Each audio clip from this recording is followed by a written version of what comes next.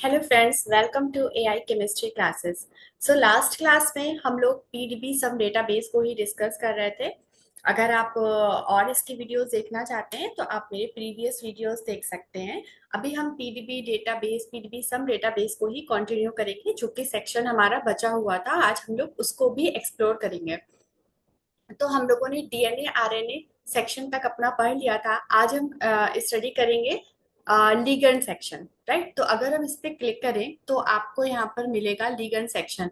तो जो हमने पीडीबी आईडी अपनी स्टडी के लिए कंसीडर की है, वहां पर आपका जो लीगेंड है वो है आपका कौन सा, ग्लिसरॉल।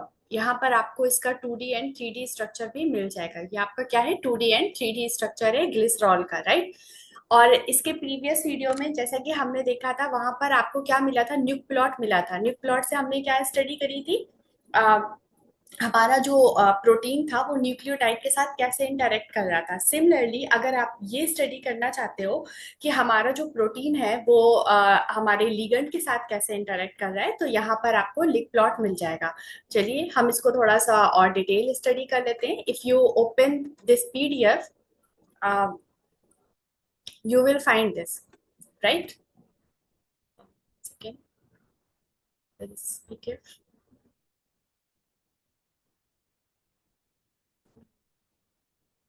I think. सो ये हमारी क्या है, पीडीएफ है।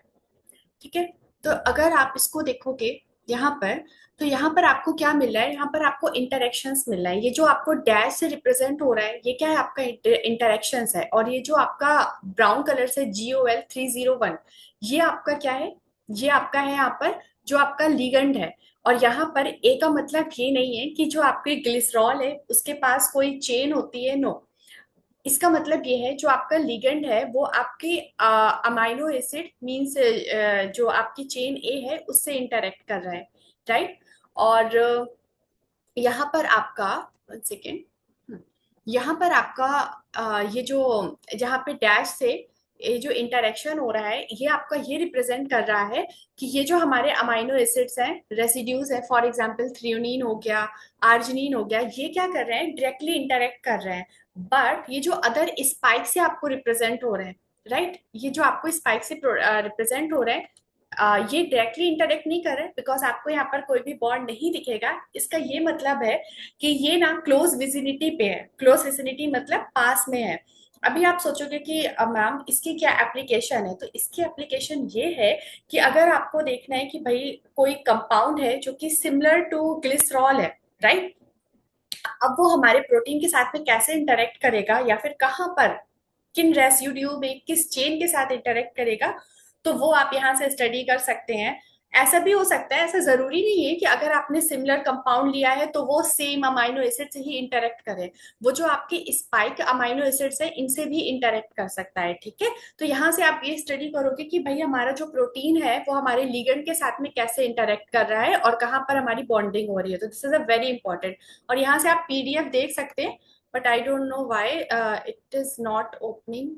यहाँ पर आपकी पीडीएफ ओपन नहीं हो रही है अभी, आई थिंक कुछ इशू है। आप इसको ओपन कर सकते हो यहाँ से।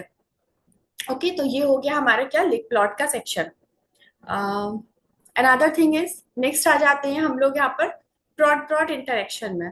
प्रोट प्रोट इंटरेक्शन क्या होता है, प्रोटीन प्रोटीन का इंटरेक्शन। अभी क्योंकि यहाँ पर हमारे पास क्या है, एक ही प्रोटीन है, तो यहाँ पर एक ही प्रोटीन की दो चेन्स इंटरेक्ट कर रही है, जैसे कि इन्होंने शो करा है कि chain A is interacting with chain B.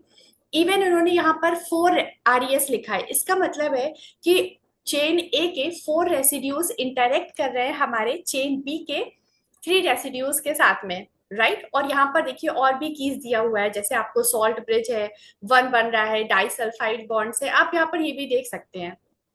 Right, तो ऐसे अगर डिफरेंट प्रोटीन्स होती तो यहाँ पर आपको ये डिफरेंट इंटरेक्शन शो करते हैं। तो यहाँ से आप क्या देख सकते हैं, प्रोटीन प्रोटीन इंटरेक्शन। और अगर आपको और डिटेल में देखना है कि भाई 4 रेसिड्यूज कौन से इंटरेक्ट कर रहे हैं या 3 अमाइनो एसिड्स हमारे कौन से इंटरेक्ट कर रहे हैं, तो आप यहाँ से देख सकते हैं।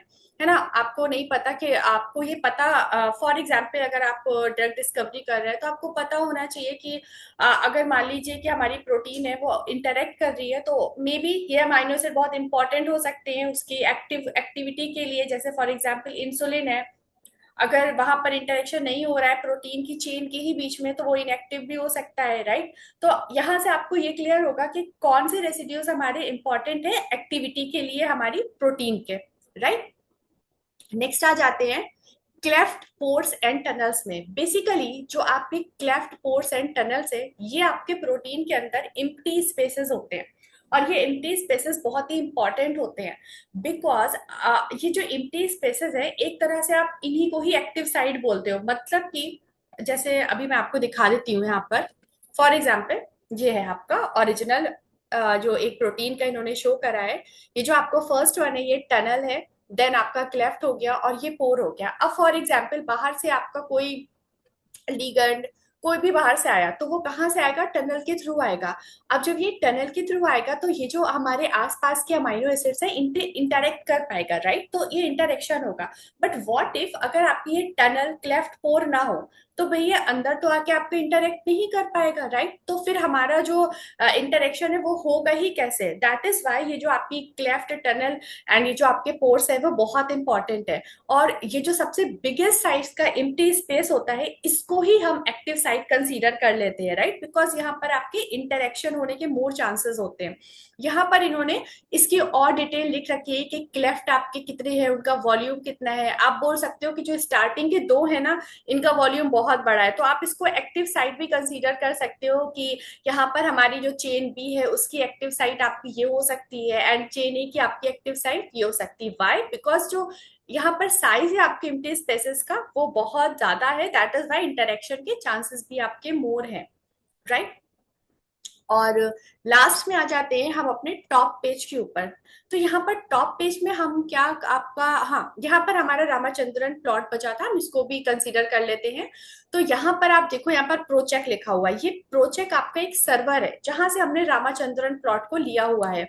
अगर हम देखें रामाचंद्रन प्लॉट को, तो वैसे तो मैं इसको यहाँ पर अभी डिटेल में नहीं स्टडी करने वाली, बिकॉज ये ऑलरेडी मैं आपको प्रीवियस क्लास में अपने रामाचंद्रन प्लॉट को समझा चुकी हूँ। आप जाके मेरे प्रीवियस वीडियो से भी इसको देख सकते हैं कि यहाँ पर आपके जो रीजन्स है, red, brown, yellow and cream colour, ये आपके क्या रिप्रेजेंट कर रहे हैं। और ये जो ब्लू है, ये आपके आउटलायर्स है। आउटलायर्स कहाँ पर होने चाहिए, कहाँ पर नहीं होना चाहिए, ये सब आप जाके मेरे प्रीवियस क्लास में देख सकते हैं। यहाँ पर आपको रामाचंद्रन प्लॉट स्टैटिस्टिक्स भी मिल जाएगी। जैसे यहाँ पर आपको मोस्ट फेवर्ड रीजन की परसेंटेज दी हुई है 84 पॉइंट समथिंग, राइट।